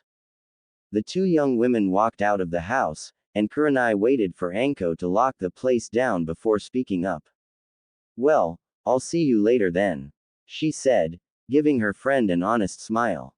"You'll be that boy's world, you know," she said as she walked off, only barely being able to see the honest smile that her friend gave back to her before she headed off as well. Minutes later, Anko arrived at the Hokage mansion. The building was not far off from the academy and the hospital, and looked quite similar, in fact. The main thing that stood out were the two guards who stood in front of the place. While normally the Hokage's residence would be under the protection of seals and the Hokage him or herself, Hiruzen lived in the Sarutobi clan house, and not the mansion. He needed the forbidden scrolls to be watched at all times, because he was not normally around. Upon reaching the gates, Anko was faced with two Anbu guards, who both wore armor that, while built exactly the same, was colored different to make them stand out among others. These were special Anbu who guarded the mansion, who were above the usual cut and were tasked with guarding the secrets of Konoha. As she walked up to the two of them, both Anbu stood perfectly still until she was only a few feet away from them. Once she was close enough, they both moved to the sides of the front gate and opened it for her. She didn't even have a chance to speak, as they talked first. "Hokage-sama ordered for us to let you in when you get here." The one to her right spoke. She opened her mouth, but was cut off by the one to her left. "It'll be just you and him talking. Other Anbu will put multiple seals around the room and the rest of the house so that nobody can listen in." The other one spoke. Anko nodded her head and opened her mouth once more, only to get cut off again. "When it concerns Naruto-san, Hokage-sama is willing to go to great lengths, as a way to apologize for how he's been treated in the past." She nodded once again, and didn't even bother opening her mouth, as she expected for them to talk again to answer the last question in her head. She stood there for a full minute, not uttering a single word. The Anbu did also. She believed she was safe, and opened her mouth again. "Body language and common sense, Anko-san." The Anbu answered together, both wearing unseen smiles on their masked faces. Without a word, Anko simply huffed and walked through the gates, hearing the masked nin trying to hide their laughter from her. She was sure that they thought that she was going to do something to them, and they were right. As she stepped into the building, two screams could be heard behind her, as well as some inhuman hissing. Anko hadn't been in the Hokage mansion before, or the Sarutobi clan house. She hadn't had any reason to visit the Hokage or his family in his own time. The building itself was clean and dustless. It was odd considering that the Hokage didn't use the place all that much unless he was going through one of the forbidden scrolls, which never happened. The place was untouched, with the exception of the Anbu who didn't leave any traces of their presence. The main room was what she expected. Rather large with space to fit a few people from each of the main clans at once. It could almost be considered some sort of a party or meeting room, due to the space and the seating. Sarutobi Hiruzen was sitting down at one of the end seats, sipping on what could have been either sake or some sort of really dark tea. The old man looked up upon hearing Anko walk in, and kept a soft gaze on her as she took in the area. Once she processed his presence, he smiled at the young woman and stood up, placing the cup down on the table in front of him. "Hello Anko, I see the guards are keeping themselves entertained," he asked rhetorically, knowing by the screams of pain he had heard only seconds ago was her doing. Anko smiled and chuckled nervously, all while scratching the back of her head. They're pretty good at their job. I'm not usually an easy person to see through, she said, respect for them hidden in her words as she glanced behind her. Hiruzen chuckled as well, and motioned for her to follow him while he went into another room. She wordlessly nodded and followed, watching as the old man took long and calm strides to wherever they were heading to. So, can I ask what this is all about? I mean, the paper the let. When we activate the seals, then you can begin your questions. The Hokage cut her off, not even looking back at her as he led her through a maze of hallways, ending at a room that was at the end of a hallway. Hiruzen slowly opened the door and walked through it, motioning for Anko to come through as well. He didn't need to, but it acted as a signal to tell her that they were where they were supposed to be at. As predicted, she followed and entered the door before he did, allowing him to close the door behind them both. There was a small pause between the door closing and the Hokage actually speaking. During the pause, a small pulse of chakra was emitted by one of the Anbu to tell him that the seals were in place and he could talk freely to Anko without worry of people overhearing their conversation. Breaking the silence, Hiruzen started first. Anko, what I am about to tell you is of the utmost importance. Until it is revealed to the public by myself, you are not allowed to tell anyone about anything that it's spoken about in this room, do you understand? He used a tone of authority that he didn't use often, showing the true ninja that he still was inside of an old man's body. Anko nodded to the village leader and stayed silent, allowing for him to continue speaking. In the paper that you signed, signing over Naruto-kun over to you, it stated that you will be given a seat on the council. I have no doubt in my mind that section of the paper had been running through your head, at least for a little while. At this, Anko just continued to nod. It also stated that he will get all of his clan items once he reached the rank of Chunin or reaches the age of consent, if he does not choose to be a ninja. Hiruzen highly doubted that Naruto wouldn't be a ninja, as it was in his blood to do so. Naruto does have a clan, Anko. In fact, he actually has two. The old monkey stated, causing Anko's eyes to go wide. She assumed as much, considering that the part about the clans wouldn't be in the paper if he didn't belong to one. But she couldn't believe that he had two clans. With that kind of position, he could be as important as the Hyuga clan or the Uchiha clan. Her hands clenched in anger as she looked at the ground, scowling fiercely at the hardwood floor underneath her. She couldn't believe it. He had the power of two clans and Hiruzen was making him leave off the streets. Why? She choked out, trying to keep herself from lashing out at the old man, who just stood there, unchanging. Why are you letting him live like this? She shouted at her leader, unable to hold back the rage she currently had for him. It had only been a day, but that boy had in fact managed to become her world. She didn't know how it happened, and she didn't question it. His image gave her clarity, power over the curse mark that echoed dark whisperings throughout her mind. He was her hope. Hiruzen simply looked down, a frown on his wrinkly face as he thought about what the boy had been through. I will explain, he said quietly, lifting his head a moment later to look at the enraged and hurt Anko. She gave him the look that told him that she would attempt to kill him if he didn't start explaining. Take in Naruto's appearance and attitude. Think back on every moment you saw of him. He stated to her, his face going neutral once more.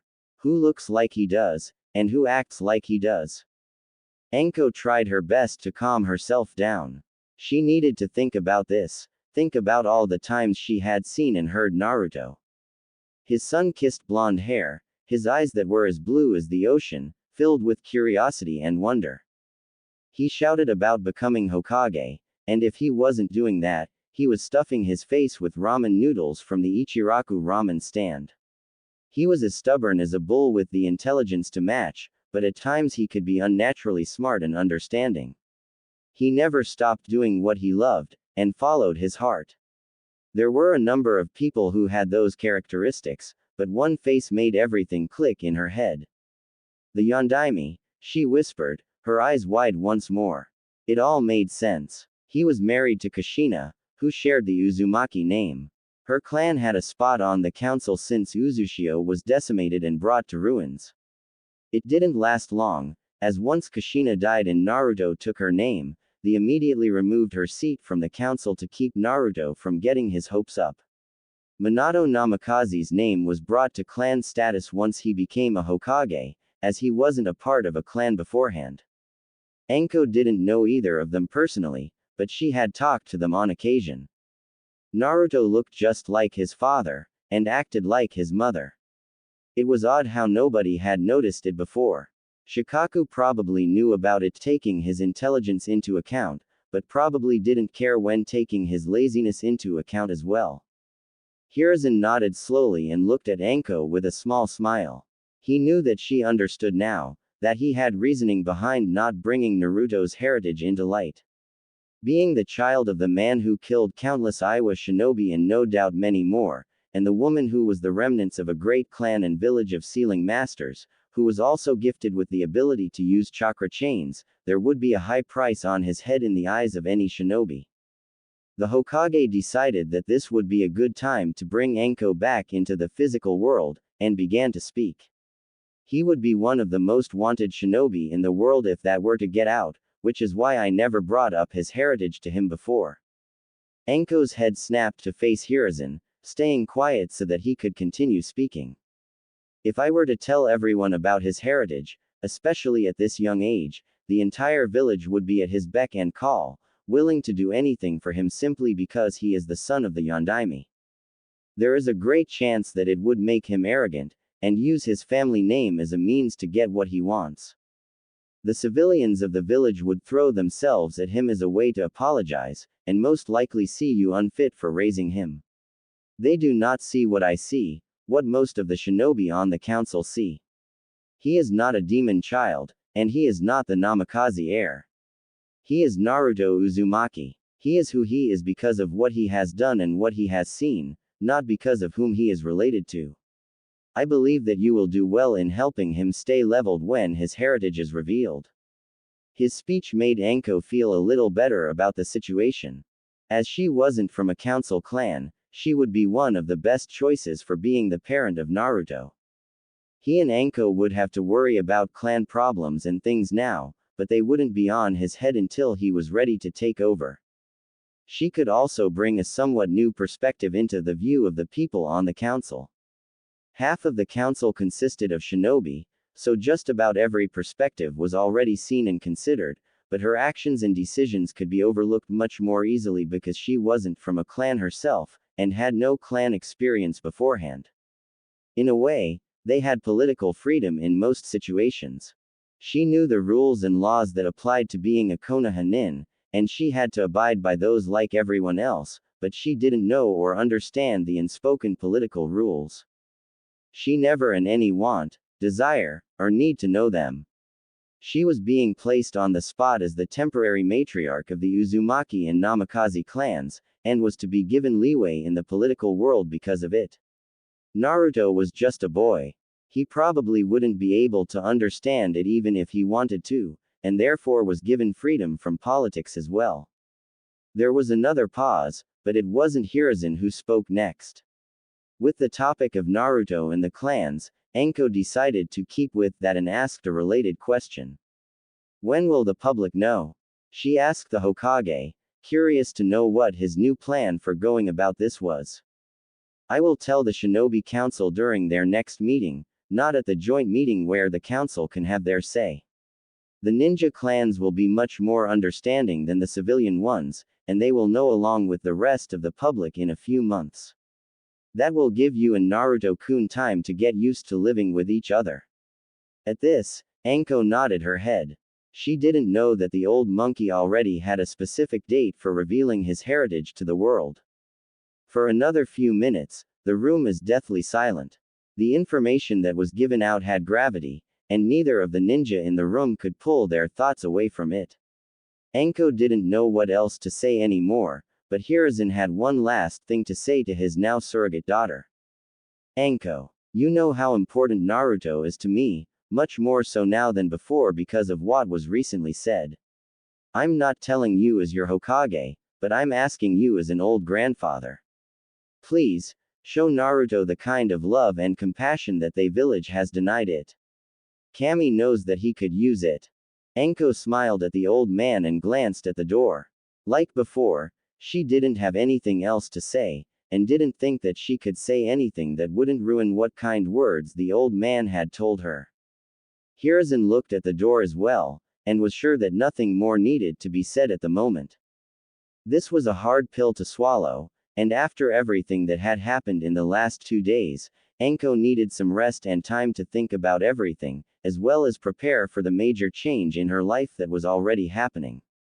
Hiruzen sent out a wave of chakra to tell the Anbu to disable the seals, and only a few seconds later he felt a wave of chakra telling him that the seals were inactive.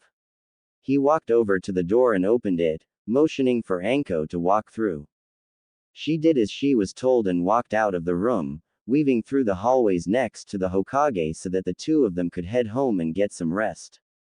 Once they reached the main door, Hiruzen and Anko were surprised to see a medic nin standing at the door. From her appearance, she was on edge about something, and had presumably just ran from the hospital to the mansion. She panted lightly as she held onto a clipboard of some sort, that was facing towards her body so that the Hokage and the snake mistress couldn't see what was on the other side. Is everything alright? You look a little winded. The Hokage spoke up, curiosity obvious in his voice. Hokage-sama, I have news about the Uzumaki boy that was left in our care. Something happened to him. She spoke urgently, knowing that the Hokage would want to know about this as soon as possible. People knew how he watched over the boy, and anything concerning him would be brought to the Hokage first. What about Naruto? Anko asked, now a little worried as well since it did involve the boy that she was now taking care of. Hers and the Hokage's eyes would only widen in shock once hearing what the medic nin had to say. The Hokage and Anko were shocked to hear what the medic nin told them.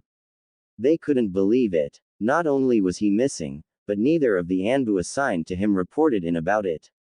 Instead, some random worker at the hospital told them about his disappearance. They could only wonder what happened to the three of them, but their imaginations didn't drift far off due to Hiruzen speaking. Anko, get to Naruto's house and wait there. I'll send an Inuzuka over to you so that Naruto-kun can be tracked. Soon after he spoke, the old man released a wave of chakra, signaling a nearby Anbu to their location. It was one of the special Anbu, as they were right next to the Hokage mansion.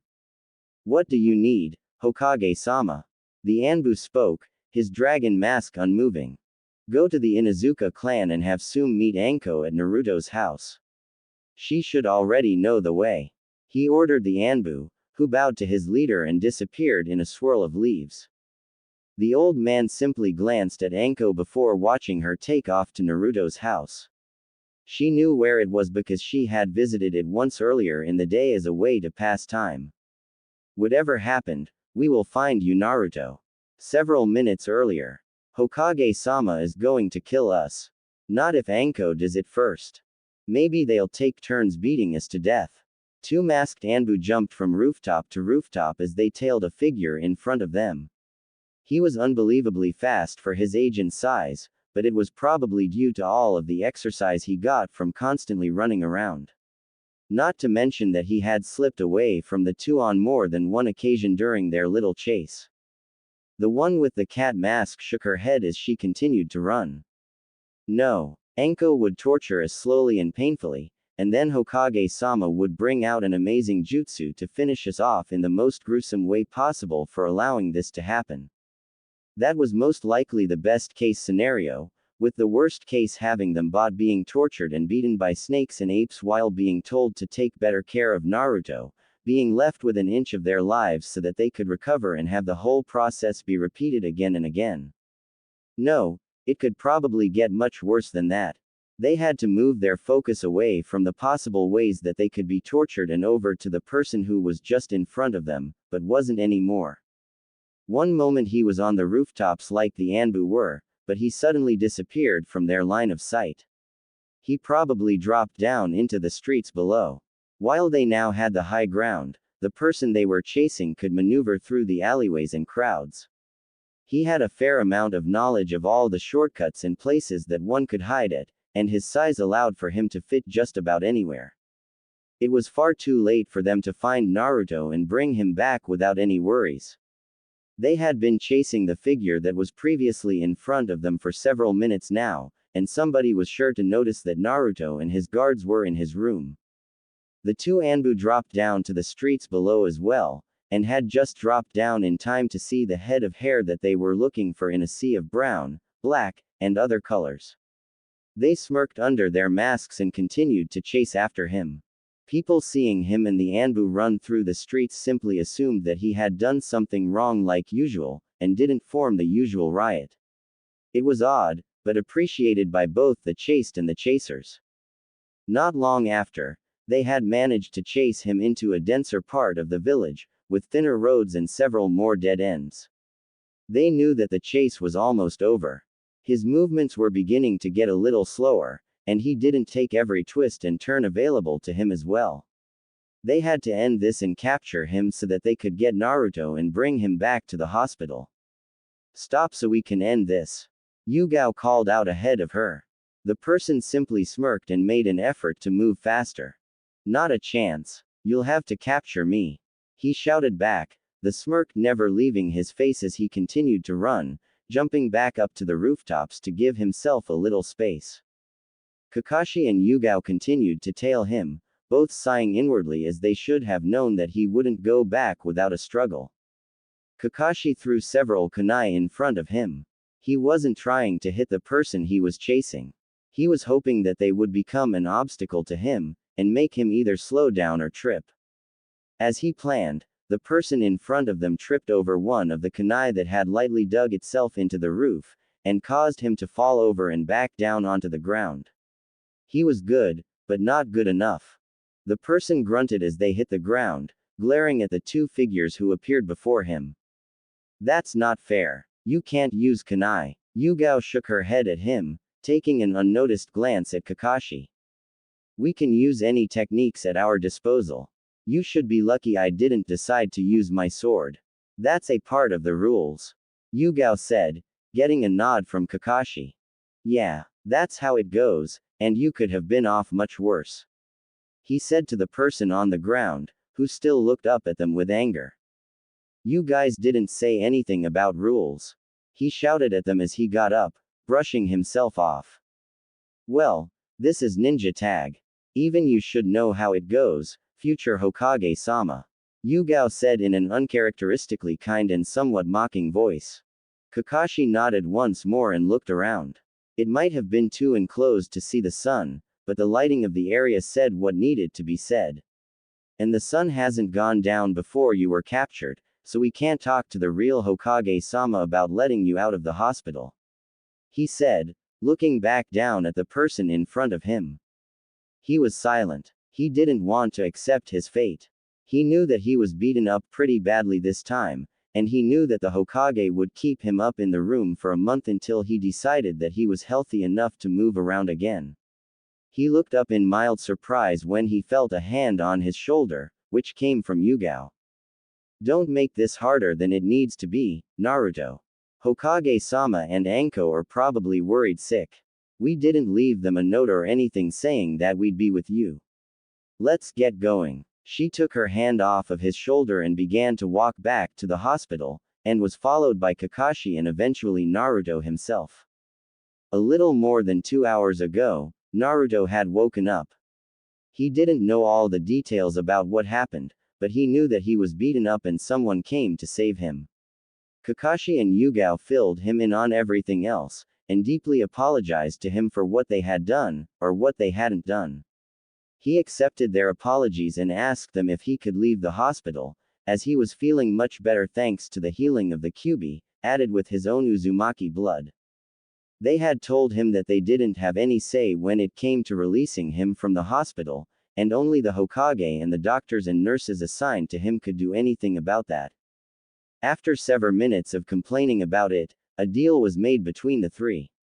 If Naruto could last until after the sun sets in a game of ninja tag, then Kakashi and Yugao would talk to the Hokage about possibly letting Naruto out of the hospital. If not, then Naruto would owe each of them a favor to be done sometime in the future. Looking back, neither of them knew why they agreed to it. They could get in serious trouble for giving the Hokage a scare involving Naruto, not to mention what Enko would probably do if he had gotten injured again. Luckily, he wasn't, and the bruise that he had gotten from the fall disappeared in only a few minutes. Hopefully the Hokage and Enko would have mercy on their souls. Present time. The dragon-masked guard of the Hokage appeared at the Inuzuka clan ground and knocked on the door to the main home. It did not take long for someone to open the door, and young woman there was quite surprised at seeing an Anbu at her home. The girl looked at the Anbu curiously and took a step back, allowing for him to come in. "What do you need, Anbu-san?" she asked politely, something uncommon for an Inuzuka to do. The Anbu simply stood where he was and looked at the girl before him. She had the marks of an Inuzuka, but she didn't look as feral as the others. She had a Konohagakure headband wrapped around her waist as a belt, telling him that she was at least a genin. Hokage-sama needs Sume Inuzuka to help in tracking down someone. "It's an order by the Hokage," he said monotonously, as per the usual with him. The Inuzuka girl looked up at the Anbu and shook her head. "Ka-san is out on a mission right now. I can help, though. The triplets are really good at tracking." She looked into her home and whistled, causing 3 pups to scramble to their master. She then looked back at the Anbu and gave him a nod of assurance. "Lead the way." Ryu stayed quiet for a moment, internally deciding on whether or not to take Sume's daughter to the Uzumaki house in place of Sume. She should have to do. The Anbu nodded back and began to run at a pace that the Inuzuka girl was capable of. It was still fairly fast, but it wasn't the ANBU's top speed. The 3 dogs all climbed onto the girl in various spots and held on as she began to run as well. It was a good pace for her, and she was glad that the Anbu was going that slow for her. In little time, they arrived at the Uzumaki house. The Inuzuka girl had never been near this specific house before, as its old and beaten up appearance would have told her if she had been there before. When she got there, she noticed that there was a woman waiting in front of the door. She appeared impatient, almost frantic, and familiar as well. It didn't take long for her to recognize the older woman that was not in front of him. "Enko-san," she said with surprise. Enko couldn't have mistaken the girl for anyone else, and was truly assured when she heard her voice. Wow, what a surprise. There was no sarcasm in her words, as she was actually feeling surprised inside. "Where's Sume?" she asked, her franticness being heard in her voice. "She's out on a mission. I'm the next best thing." She wanted to assure these people that she was ready to do whatever the Hokage needed her mother to do. Enko sighed inwardly. She had to get to know more people than the 3 people she was always around. She was already on good terms with Sume, so becoming friends with her shouldn't be too hard. "Alright, let's go. I need your pups to find Uzumaki Naruto, and as fast as possible. There's a whole bunch of stuff in his place that we can use for his scent," Enko told the Inuzuka girl as she practically kicked down the door. It was already beaten up, and he wasn't going to be living there any longer, so it wasn't really a problem for her. Hana tilted her head in confusion and slight worry. "I don't think it's good to just break into his house, even if it is a means to find him." Enko shrugged her shoulder and began to walk around, looking at things and wondering what would be the best thing to get his scent from. "It doesn't matter. I'm his parent now, and he's moving out of this dump as soon as possible." Hana just sighed and kept the triplets from going wild in a completely unmarked place. It had so many smells, but 2 of them stood out to her. "Ramen and blood." "Aha!" Enko shouted, holding one of the several identical jumpsuits that Naruto had in his wardrobe. She handed it over to Hana, who took it and offered it to the Heimaru triplets, who sniffed the outfit several times before jumping off of Hana and yipping as they ran out of the house. "They already have his scent, let's go," Hana commanded, surprising Anko slightly. The two of them, along with the dragon Anbu, followed the pups all through the village to find a certain blonde-haired hero. The three ninja chased after the three pups as they followed a strong scent. The individual scents that mixed together to smell like Naruto were already strong on their own, but even more so when mixed together. They ran past the ramen stand, through several streets and alleyways, and over the rooftops. Whoever had Naruto was being chased. Hana noted as they ran. Anko nodded and followed the Inuzuka and her pups. No normal person would run in this pattern otherwise. There was a moment of silence between the two women, but Hana spoke up so that things wouldn't be awkwardly silent. Anko-san, you said something about now being Naruto's guardian.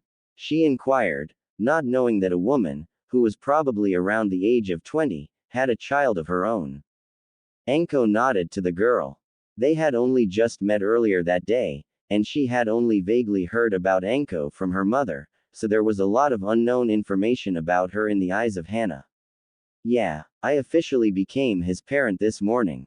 I thought that I'd have a few days to get ready for this, but something just had to happen. Hana nodded. She understood the situation somewhat, but not all that much because of her age. She had heard about Naruto from her mother as well, but wasn't sure what to make of him because of Sume's reaction. When Hana heard her mother talking about the boy, she seemed angry, and was muttering something about the Hokage and the council. If she would have focused more, she could have remembered what she said, but she wasn't all that interested at the time. Shortly after, the pups began to pick up speed. Hana knew this as a sign of them getting closer to their target. Almost there, she said to the two older ninja around her, letting them know that they were close. The group of 6 dropped back down into the streets and continued to run, but the path that they were running in was much straighter than before. It was odd, for the kidnapper to suddenly change tactics like that instead of continuing to weave around to make it harder to be tracked. The Heimaru brothers jumped up into the air and tackled someone, bringing them to the ground. The person who had just been tackled by 3 small dogs was standing next to 2 other people, who simply looked down at the third member, their reactions hidden by a still face. The 3 pups didn't weigh all that much on their own, but together, they were able to tackle the small person they were tracking. The pups began to lick the person underneath them, moving all around as he laughed. Hey, get off of me. He managed to get out. He looked up at his 2 companions and continued to laugh. Help me out here. Soon, the 3 ninja caught up to the dogs, and were surprised to see what was going on. The Heimaru triplets were on top of Naruto, licking and smelling him all over. The boy was laughed uncontrollably, and the 2 Anbu assigned to watch over him were standing at his sides, simply watching him and the dogs. Hana thought that the little blonde boy being attacked by her pups was simply the cutest thing in the world, and sighed with a smile on her face as he stood a few feet away from him. Anko on the other hand was relieved to see him doing well, and without a single scratch on his body.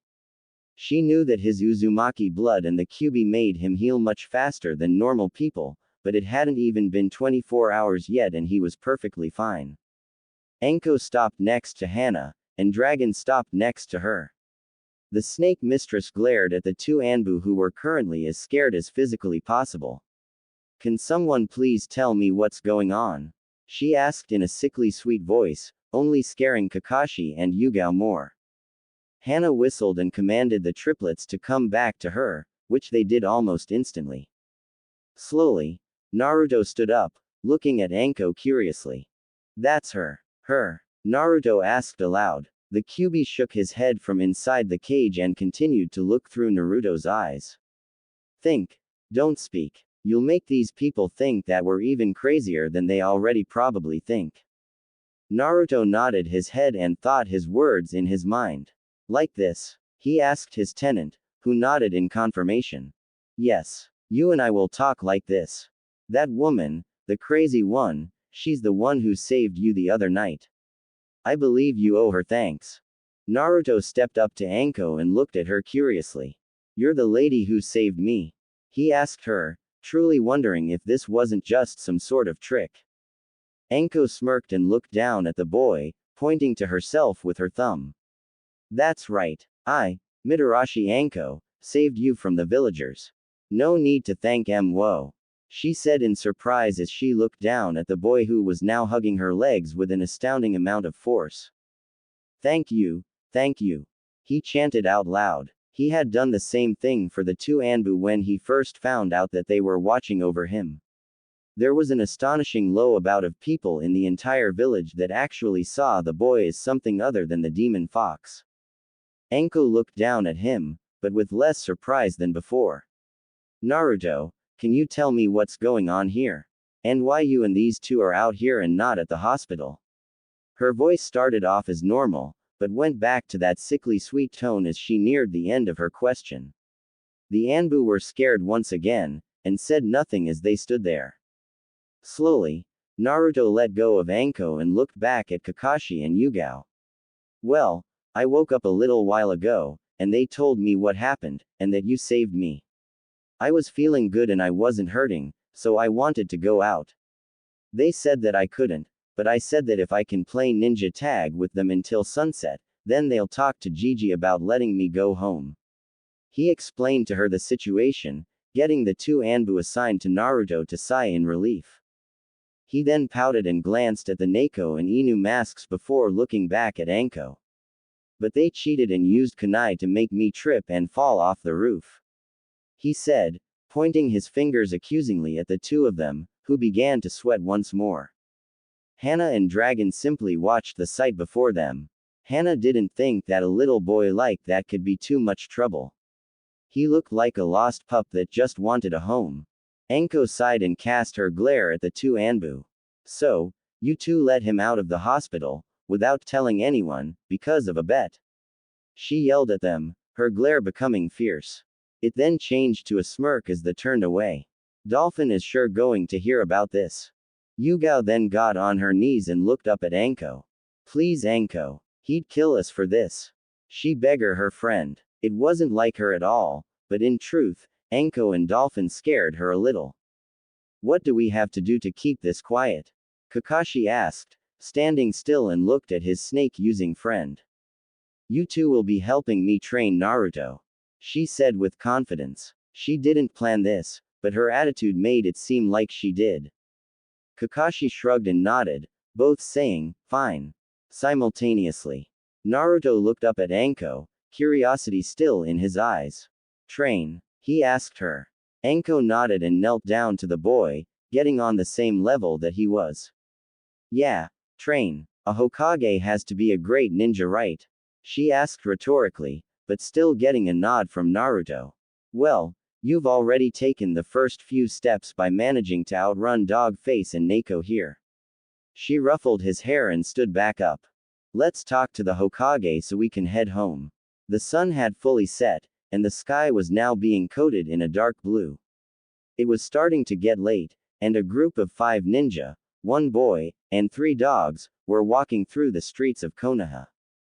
Naruto and Anko walked up in front, and behind them were Hana and Dragon. Yugao and Kakashi went back to hiding, watching over Naruto like they were supposed to. The Heimaru triplets were resting on Naruto's head and shoulders. They had taken quite a liking to him, it seemed, as they were fairly happy resting on him as he walked. Hana thought it was a cute sight to see a little boy with her pups, and almost didn't want to ask for them back when she had to go. Almost. Anko didn't tell Naruto what she meant by we, when she said that they would go home, and she only said that it was a surprise for when the Hokage officially released him from the hospital. He was persistent about knowing though, and continued to ask her about it until they reached the Hokage mansion. Can you please tell me? Nope. Please see. Anko sighed in annoyance. If he didn't stop, she would tell him right there to shut him up. Luckily, they had just reached the Hokage mansion. The old man was standing in front of the mansion like he had been when they had gotten news about Naruto being missing. He looked at the group as it approached, and smiled at the sight of Naruto next to Anko. He would have preferred to not see the two of them arguing, but he was happy seeing him safe and sound. When they got close, the group stopped in front of the village leader to hear what he would have to say. Hiruzen first looked at Dragon, who looked back at the old man. Thank you for helping, Dragon. You're dismissed. Dragon nodded and disappeared in a swirl of leaves. Hiruzen then looked at Hana with curiosity, tilting his head slightly at the sight of her and not her mother. Hana, I'm thankful that you brought Naruto back, but can I ask about your mother? I asked for Dragon to get her. Hana nodded and bowed slightly. Sorry, but she was out on a mission. Tracking a lost relative outside of Konoha. She explained to the village leader, who nodded and smiled. Thank you, Hana. You will be paid B-rank money for this mission. Hana bowed again and looked up at the old money. Is there anything else, Hokage-sama? She asked him, getting him to shake his head at her. No, but if you would like to stay, you can. Your pups seem to have taken a liking to Naruto-kun, he said, glancing at the blonde boy who still carried the pups on his shoulders and head. Naruto smiled at Hana and glanced at the two on his shoulder. They're so cool, he said somewhat quietly, knowing that the pups were either close to falling asleep or already there. This made Hana laugh a little, who just nodded at the boy and watched him look at the Ninken with amazement. Hiruzen then looked up at the sky expectantly, and glanced at some nearby trees. Inu, Neko, please explain. The two Anbu agents appeared in front of the Hokage and bowed to him, quietly saying, Hi Hokage-sama, at the same time. Yugao was the first to speak up. Hokage-sama. A few hours ago, Naruto woke up and attempted to leave the room. We redirected him to his bed, but he insisted that he was fine and that he should be let go from the hospital. We managed to strike up a bet around a game of ninja tag, where he would stay the hospital and wait if he was to lose, and we would talk to you about releasing him if he won. She explained most of the situation, but left out the part where Naruto would owe them a favor if he lost. Kakashi picked up where she left off. We didn't expect for him to be as fast as he was. I can honestly say that he could outrun us with us going at a fairly fast pace. We only caught him because I used kunai to make him trip. If it was just running, he probably would have won. That boy had stamina like no other. Even Anbu get tired at some point, but when Anbu fell down after hours of rigorous training, Naruto would still be going at it. Hiruzen Sarutobi was silent for several minutes. He was sure that Kakashi and Yugao would be punished in some way for allowing Naruto to leave his hospital room without notifying anyone beforehand, but they had just graded the boy on endurance and possibly resourcefulness. He could truly become a devastating ninja in the future with the help of Anko, Kakashi, Yugao, and everything left by Kushina and Minato.